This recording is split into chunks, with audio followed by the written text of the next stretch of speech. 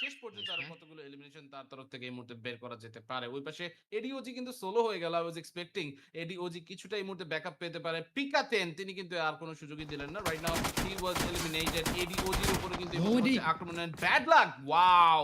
That was a clean sweep against CS6 Esports। এই মুহূর্তে কিন্তু জর্জনের কাছে প্লেয়ার বেশি রয়েছে। A1RG Esports তারা কিছুটা বিপদে, যদিও তাদের পজিশন সম্পর্কে এই মুহূর্তে পিকাটেন বা তার টিমমেটরা পুরোপুরি অবগত নয়।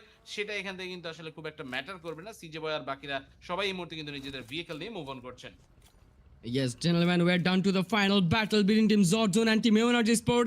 It's gonna be a 3v4 যেখানে Zordzone Western and Team Energy Eastern খেলছে। আপাতত রাউডি নর্দার্ন অ্যাঙ্গেলে শাওয়ান ব্যাড লাক তারা কিন্তু নর্দার্নেই থাকছেন। বাট যেটা দেখে ভালো লাগলো যে C6 এর এডি সে ব্যাড লাককে নক করেছিল এবং ব্যাড লাক ফাইনালি ওই C6 এর এডিকে ফিনিশ করে কিন্তু CS6 কে বিদায় জানিয়ে দেয় ম্যাচ থেকে। বাট এবার কিন্তু নকের পালা।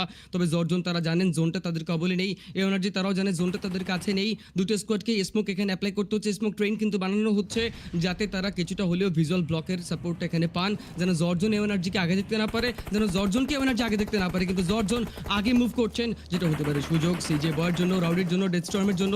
আগে কিন্তু গ্রেনেডে তারা মিড স্পেসে এখানে ছুড়ে মারছেন যাতে জর্জনের অ্যাটলিস্ট কিছুটা কাছে হলেও যেন গিয়ে পড়ে।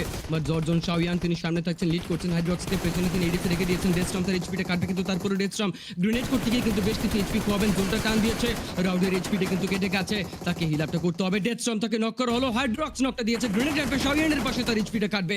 সিজে বয় আরেকটা ফলো গ্রেনেড ওখানে ছুড়ে মারতে পারলে কিন্তু হয়ে যেত, একই জায়গায় করতে হতো। Look at the knock by Rowdy, bad luck কিন্তু নক হয়ে গেছে। আরেকটা প্রেস দরকার, সেটা কিন্তু করা সম্ভব। রাউডিকে লেফট পিক করতে হবে। হাইড্রক্স সামনে, রাউডি রাতে এই মুহূর্তে রিলিজ নেওয়াটা কিন্তু যাবে না, বাট গ্রেনেড তিনি আগে করতে পেরেছিলেন। আর নাইস গ্রেনেড। সিজে বল গ্রেনেড, হাইড্রক্স নকড আউট। শাওয়ান গাড়ির পেছনে, তার এইচপিটা কিন্তু ঠিকই আছে, তবে তাকে কিন্তু কাউন্টার অ্যাটাক করতে হবে। পিকাটেন দিয়েছেন counter attack, CJ boy knocked out, Rowdy alone himself. এবং এই মুহূর্তে রাউডিকে পিকাকে নক করতে হবে, তাহলে কিন্তু শাওয়ানের সাথে লড়াইটা করা possible.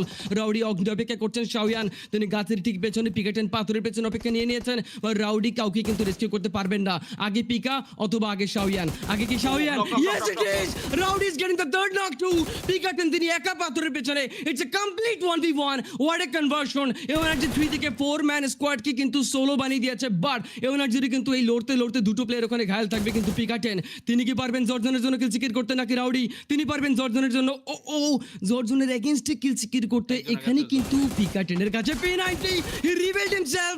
Rowdy going in for the press. Yes, he's getting it. Final shot, but no, পিকাটেন গান সুইচ করেছেন। Final shot, and there comes the chicken dinner by Energy Sport on this fifth game of the grand final of NBLSC HQ, and that's what we call lead maintenance, consistency, top notch. অবশ্যই consistency